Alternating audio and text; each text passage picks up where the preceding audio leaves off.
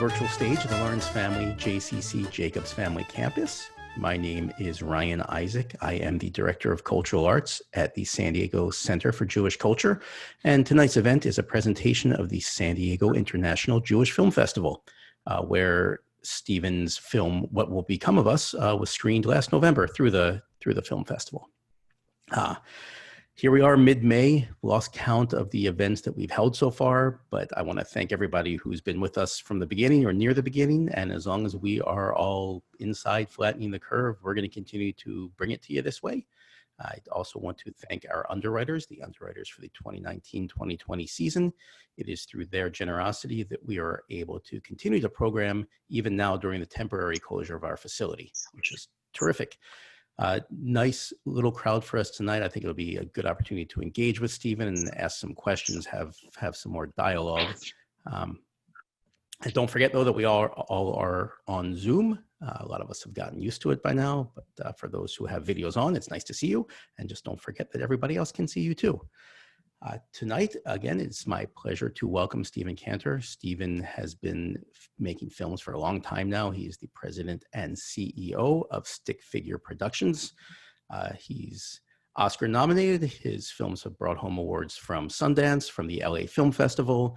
His subjects are often found in sports, in dance, in music, and plenty others as well. And we'll get into, I think, all of that tonight. Steven, welcome. Thank you for being with us.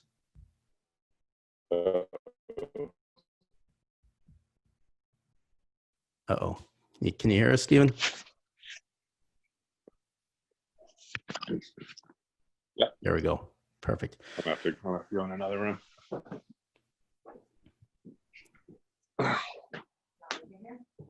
Yeah, let me go. I'm going to go in another room that has better all right. signal. And I spoke to Steven last week. He's more or less been exiled out of New York City and is somewhere out of the city in New York. And it's part of the fun challenges of what we're doing now, and also a nice relaxed nature, I think, that allows everybody to. There we go. Yeah, it should be better. So you were saying before, right when we started, that there's rumblings now that school might be at home for all of next year as well. Yeah, that's what I'm hearing. Pretty crazy. And I think you had told me you're a city guy. I'm moving to San Diego, I think. Yeah, I was growing up in New York, spent my whole life here. It's crazy. My city feels very wounded right now. It's all pretty insane. Have you, I think you told me you were back once or twice into the city over the last month or so? Go back to check on my apartment every couple of weeks, water my plants and see my stuff. But for the most part, I'm renting a place in the country. Right. Very quarantined. Very strange. Weird times. Do you feel like Nicholson in The Shining in this, or? No. I mean, I have a 2-year-old kid, and I've been working a lot, and nothing crazy, but family. I'm suburban dad instead of city dad all of a sudden. So what's that been like for you day to day in terms of just adjusting to your creative routines? I mean, interestingly, when this was all going down, I was actually really nervous. All the things you were naming that we were involved in, live music and sports and culture, and we do a lot of ballet films and theater, and we're really, I'd say, pop culture and culture is our staple. And everything got shut down. So with everything getting shut down, got shut down. We went from maybe 15 productions going down to 2. And a guy in my company and I bought some Panasonic cameras that we knew were Wi-Fi enabled, but we didn't quite know what that meant. But we got our hands on these cameras and figured out how to access the menu remotely. So we can send a camera to someone's house now and access the menu and control the zoom and the focus. And someone just has to hold the camera, or they put it on a tripod or something, and then we can pretty much do everything that needs to be done. And it's been working really well. So we just did a big series for YouTube that I directed from my cell phone. I didn't even have Wi-Fi, actually. So I did it from cellular data on my phone, and it turned out really well. You can't even tell that I wasn't there. It feels just like a premium doc. It's been really crazy. I feel like, in a way, it was kind of amazing and a genius. In a way, it's kind of like made myself obsolete. Like, I don't need to be on shoots anymore. I don't need to travel. Like, it's just really crazy. Technology's gotten very impressive. Do you think we're going to see a wave of those new technology generated films and creations in the next year or so, just with traditional production centers being shut down now? Probably, but I'm not sure you're going to know it. I mean, if you watched our show, you'd have no idea that it was any different than a doc series or reality show. I mean, I guess more of a doc series. And you'd feel like just like it was professionally made and professionally, we had, you know, real editors, and we were getting real footage and a variety of different looks and scenes, and it's emotionally engaging, and you know, feels great. Did you enjoy it? Yeah, it was awesome. Actually, it was about this young rock star named Youngblood, who's kind of a Freddie Mercury, David Bowie acolyte, and next big thing. And he is quarantined with a couple of his musician friends in LA. He's British. He was just like getting ready to promote an album and got stuck in LA. And he's in this house, an Airbnb, and you know, just like all the rest of us, in a really weird situation in life. And just kind of documented his creative process and his quarantine experiences and getting a haircut and getting food and everything, and made a very relatable show that his fans went crazy over. So yeah, it was really fun. He's 22 and he was in LA, and I'm in New York, and he was on Pacific time, and I have a 2-year-old kid, so my hours got a little crazy with him wanting to shoot at 2 Pacific a.m., which was 5 a.m. my time, and my kid waking up at 6. So yeah, it turned out well. That's great. That's great. Let's dive back a little more into some of your older pieces, and then we can work our way to a couple of the newer ones. I know you have a lot that seems to be in post-production right now, but first, just when you first felt the calling to tell these stories, what was that like for you? Where were you in life, and how did you get it rolling?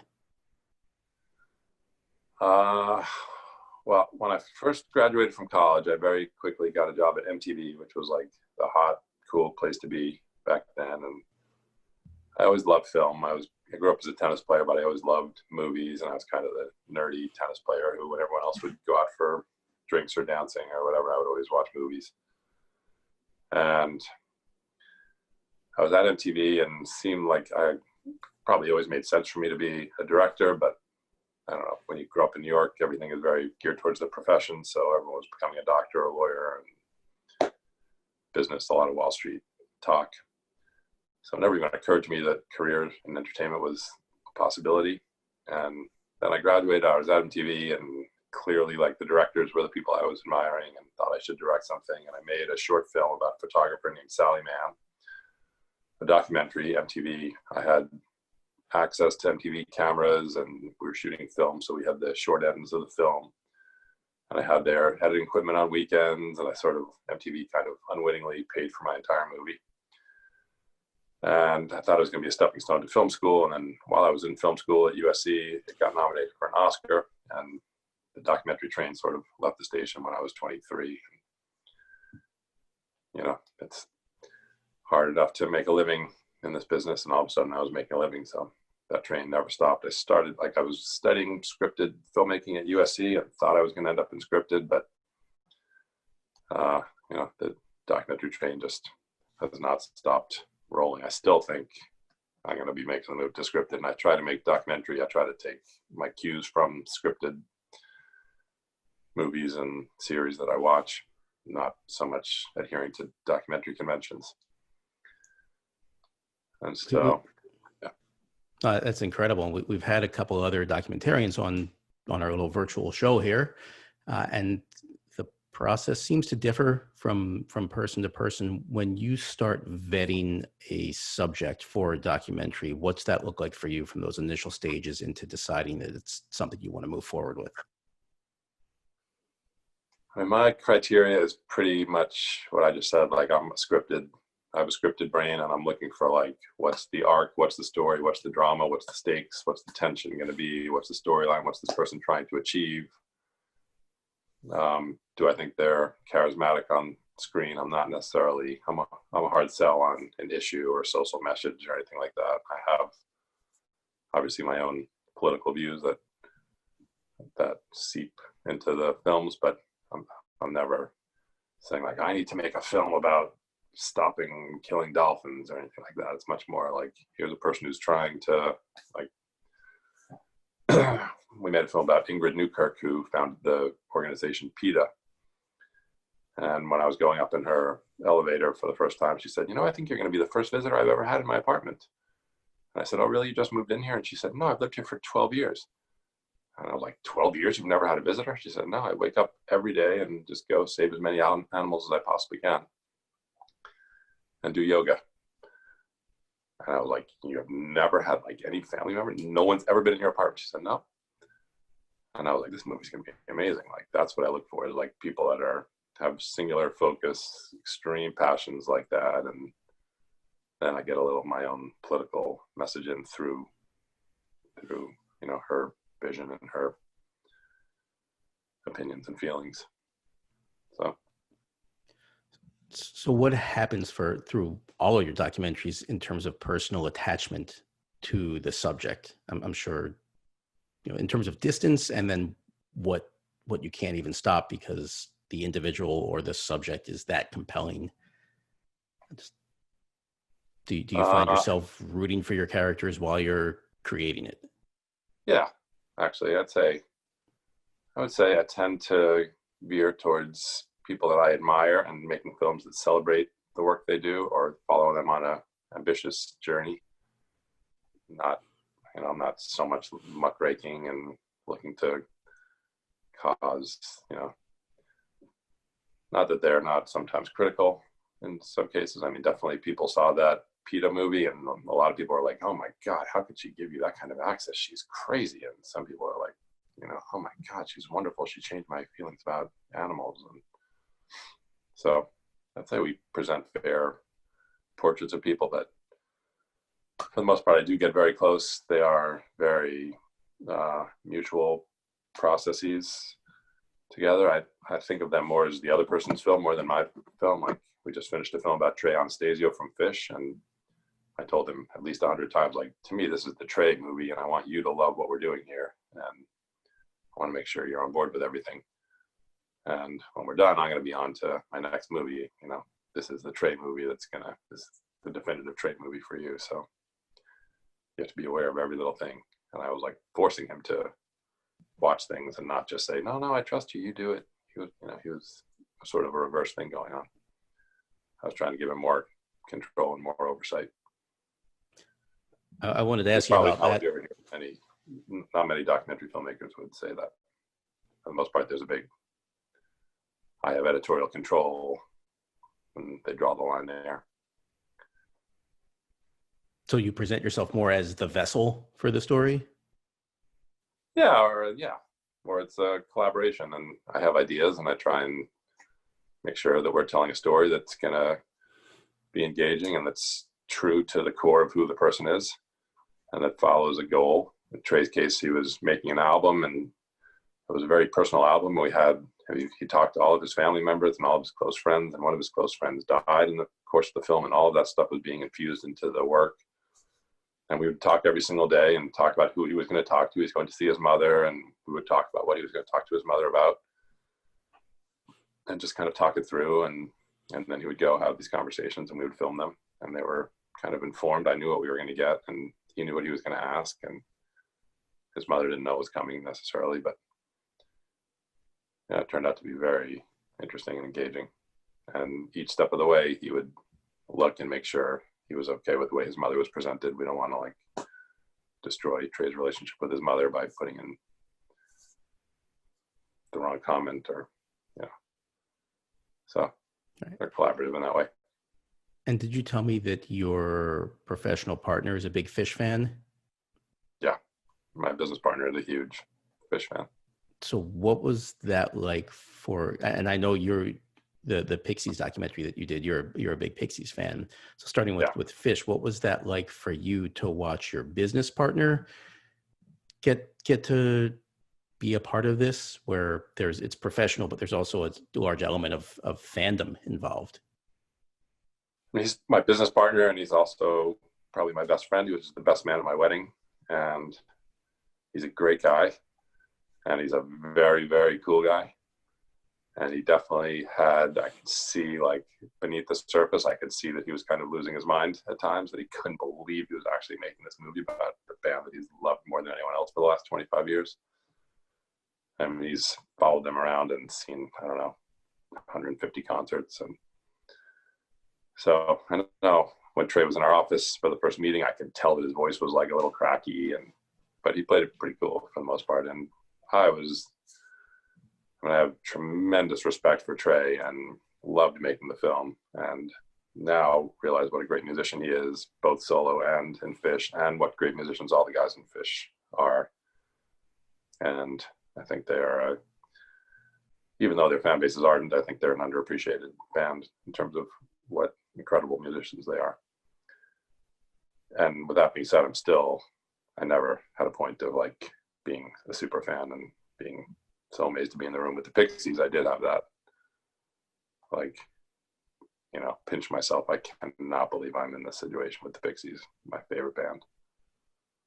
So that was the next question. I just watched that film a couple of days ago and enjoyed it. And I mean, obviously the soundtrack makes itself, and it was their pre-tour, more or less, for their reunion tour.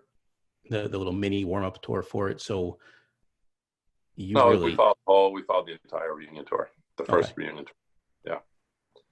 So the access and some of the scenes from the bus and just the very basic looking hotel room shots where you almost had some of the deeper moments with the guys, and you as the fan, what was that overall experience for you, and how did you work to maybe steer some of that narrative in the way that you wanted it to go to tell the story?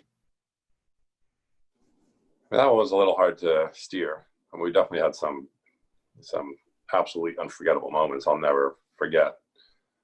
In their first rehearsal, they have one of their big hit songs is "Where's My Mind," and they had just gotten back together. They hadn't spoken to each other for 14 years or something, and just got back together. And we were at like the first lunch when they got back together. It was totally awkward because they had a really messy breakup 14 years ago and had not spoken to each other. We were at the lunch, and they were kind of awkward at the lunch, and we were trying to like help them communicate with each other. And then we went to the rehearsal, and they started to like play some songs. Then they were getting around to "Where's My Mind," and they were like, couldn't figure out how to play it.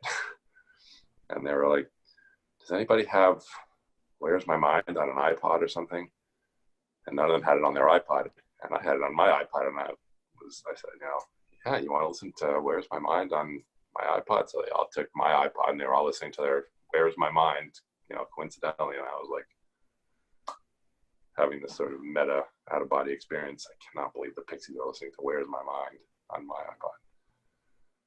And then they continued not speaking to each other for 7 months on the tour. And we were trying to make this doc where making a doc of 4 people on the road not talking to each other was not easy. They would hang out in their hotel rooms, not talk to each other, not do anything, read, and then go out on stage and play amazing shows, and then not talk to each other and drive back to their hotels. It was pretty crazy. It was very frustrating, very expensive, and very, very frustrating. And that said, I do really love that film.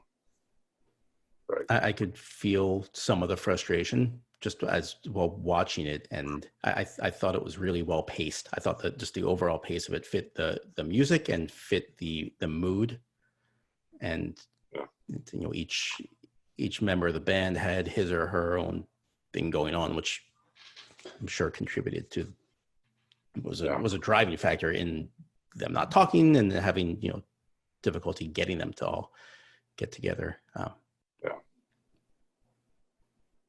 But overall, it was I enjoyed it, and I was, as I was watching it, I was really thinking about talking to you about it and asking you, for knowing that you're a fan of the Pixies, to be in that position. Yeah. The younger version of Steven that probably first got his hands on the CDs had to be freaking out. Yeah.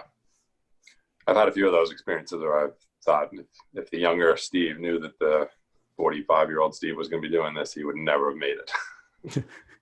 Where else did those happen? I'm good friends with Peter Gabriel now. I always tell him that. He was one of my heroes growing up, and now we're good friends. I would say if younger me knew that older me was going to be friends with you. It happened pretty bad with Willie Nelson. We made a film with Willie Nelson. I was young too. You were young and on his bus for a while. Is that right? I was on Willie's bus, and all these people, Dave Matthews came on, and Rick Charles came on, and Waylon Jennings, and I'm a big music fan. So each time someone was coming on, I had these slight out-of-body experiences. Now I'm sort of a little more jaded. I don't know. A little more used to it. So as you've made some of the dance films and the documentary about Frank Lowy, and I know one in post-production right now, the high school soccer film up in Pacific Northwest, Hood River. Yep. Dealing with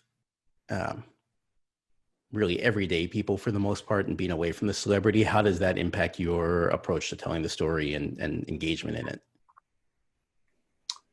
It's the same thing. Hood River is about a town called Hood River outside of Portland that has a high school where the soccer team is comprised of half sort of white upper middle class scion of the tech entrepreneurs in the town, and half the kids of the Mexican farm workers who work on the white people's properties. And they're all on this high school soccer team together, and they play a different style, and there's a lot of racial tension. And if they can overcome the tension, there's also a lot of talent, and they have a chance to go really far in the state tournament. And so we followed a few different players and then picked two that we wanted to follow really closely. About halfway through the season, we kind of knew which two we wanted to zero in on. One of the white kids was a captain, and one of the Mexican kids was a star, and the Mexican kid's father got deported right in the middle of the season. So we followed that season, and it's really about, not so much a soccer film, it's more about the kids learning to communicate with each other and accept one another. It's a nice film. It was brought to us by Robert Rodriguez. So he's the executive producer. Nice. It was about to premiere at South by Southwest. We were like on our way to Austin when COVID struck, and that festival got canceled. So we've been trying to figure out what to do with it now. Seems like it's not getting any kind of festival play anytime soon. That's been a common theme in some of our conversations with the festivals and the opportunities that are gone and aren't going to come back until the festival reemerges in the next calendar year. For you, established in the industry, do you think it's easier for you to weather a storm like that rather than a first-time filmmaker who'd be screening a film in South by Southwest or any other festival?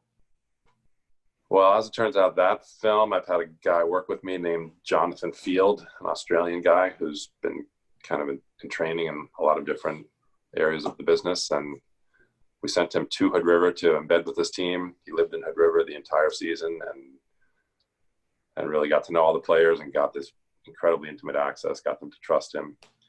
And I made him the co-director of the film, gave him a director credit. It's his first director credit. He was over the moon. He really did earn it. And so South by Southwest was about to be the debut, his directorial debut. And I was really looking forward to his having that experience. And he is definitely distraught over the whole thing being canceled.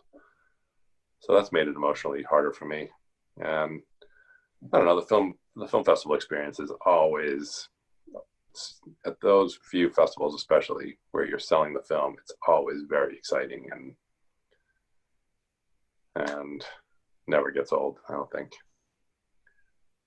And a couple of years ago, we had this film called Step at Sundance, and it was absolute crazy bidding war, insane buyers, Netflix chasing us around the festival and going to buyers' houses at 2 a.m. so they can make their pitch to us, like with, all of a sudden the hit of the festival. And it was a career defining, unforgettable, insane, one of those things you read about in the Hollywood memoirs experience. So, and that was just 3 years ago, maybe.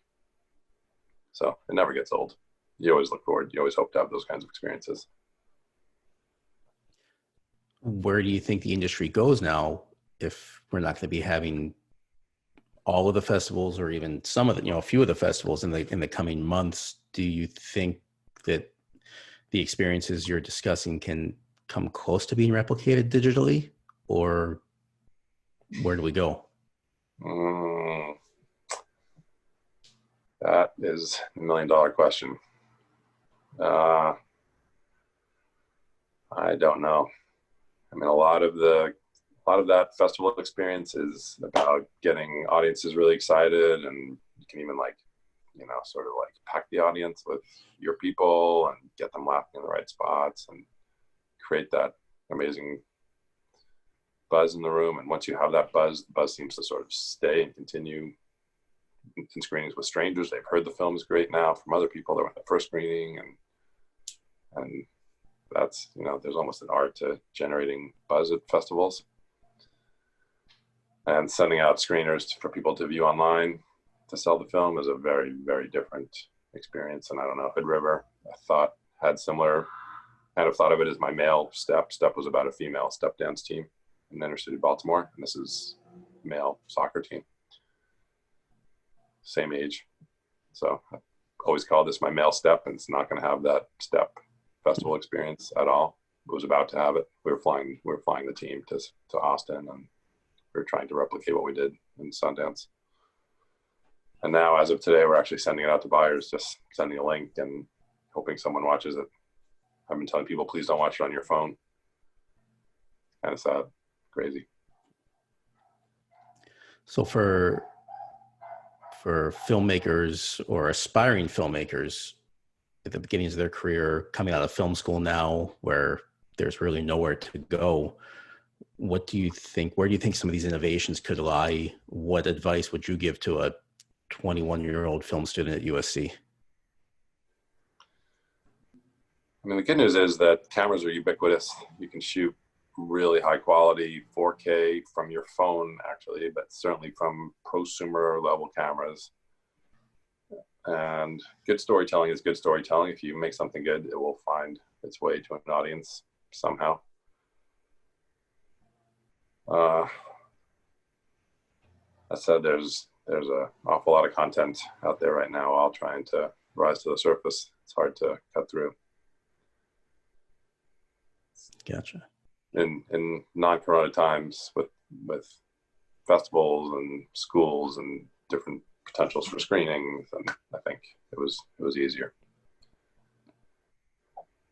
But similar to music, you hear about all these musicians that make something in their mom's basement, and all of a sudden they're opening for Ariana Grande or something. Same thing with movies.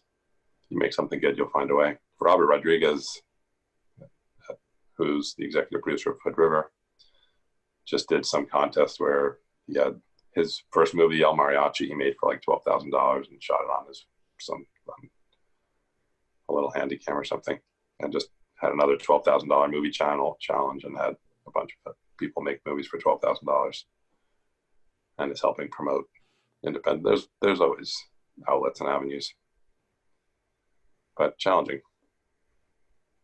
So do you think that the $12,000 films and the indie films might be better poised to succeed and than the billion-dollar blockbusters that require a whole lot more right now? I think for right now in COVID times, I think there will be a sweet spot of, under $1 million films that will have, I think there'll be a big demand for them. They can get made remotely more easily. You don't need to get 50 people together and sets and whatever all built. So I would say the inexpensive indie features, scripted and doc, will probably have a heyday now. well done, well made ones. I want to go back to another piece of your past before I forget about it. Chasing Tyson, spending time with Evander Holyfield in his pursuit of Mike Tyson in the ring. Yeah. That I assume had to be one of those pinch me type of moments, if not for being around heroes, for being around some absurdity and the circus that followed that. What was that like? Well, interestingly, that was something we started maybe 10 years after the fight. And we pitched it to ESPN. I said, okay, what we're going to do is recreate the entire night of that fight from Evander's perspective. We're going to get somebody to play young Mike and somebody to play young Evander and recreate the whole experience of what that crazy circus was like. And that's what ESPN bought. And as we started to dig into it, we realized that there are so many amazing actual characters and archives, that Evander was a much more, like I heard Evander was kind of a quiet guy, and he was always overshadowed by Mike. And I didn't really remember him as an athlete that much because everything was Mike Tyson. He sucked all the air out of the room. And then I started to look into Evander's archives. I thought he was like a really charismatic, interesting, funny, cool guy that I rooted for in the archives. I wanted him to beat Mike, and Mike definitely was a big, huge personality, joke-making, crazy, tough, knock people out in 4 seconds guy. And Don King was in Mike's corner, and Don King is just a walking soundbite. And so as we started to dig into the archives, I went back to ESPN and I said, I think we can make this whole entire movie just using archival footage, not even shooting one thing. And they said, sure, give it a try. So that is actually what we ended up doing. Is the entire movie is archival. We interviewed Mike, we interviewed Evander, and that was pretty much it. Did you come away feeling more, obviously you'd be more connected to the subject matter, but what kind of recollections did you have of that era on your own before approaching the film?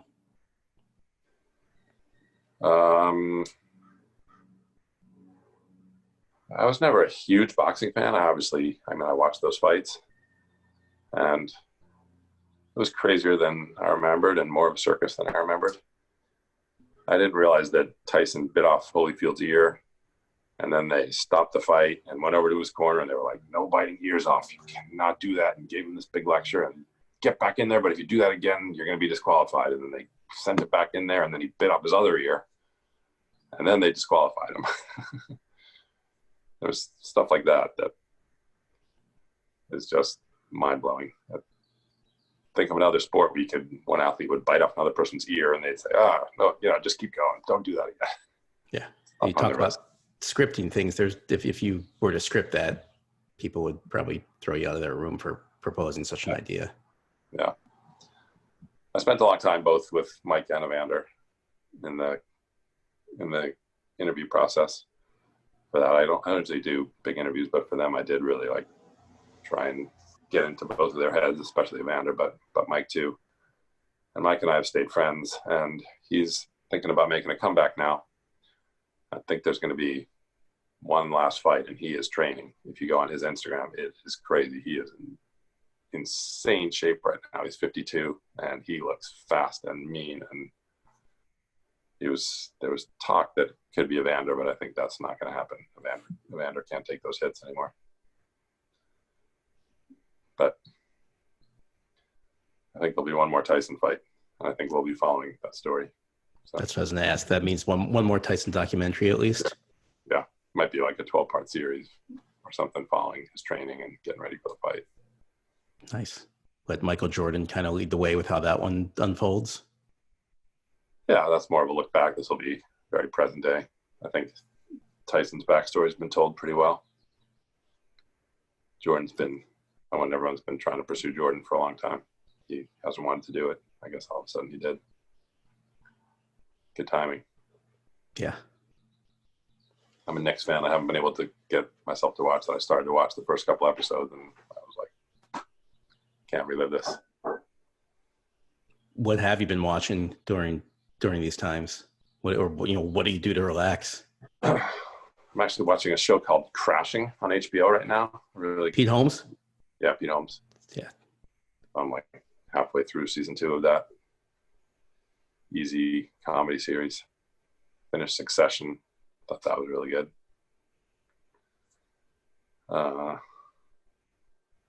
Can get into Tiger King. How about you? What are you watching?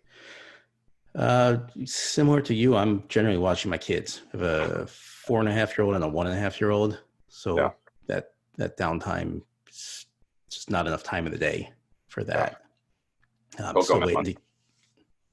Sorry? CoComelon. Yeah. No, Elsa and Anna have been excellent babysitters during COVID, taking good care of my daughter. Son requires a little more attention when he's awake. But yeah, I've been jealous of the stories I've heard of people binging series and finishing projects and home improvements and whatever else might be going on. It's not happening here. Doing what we can just to keep it together. If you've never heard of CoComelon, Google that. They're really great videos for kids. Okay, I haven't, so I'll put it on my list. Yeah, put it at the top. Well, Steve, I know it's late back east, and I appreciate you joining us. It's good to have you. Good to connect with you, and good luck with fighting the good fight out there. And hope you get back to the city soon. Hope we all return to some sort of normalcy soon. But in the meantime, we're still here. We're going to be here. And thank you again, everyone. Have a good night.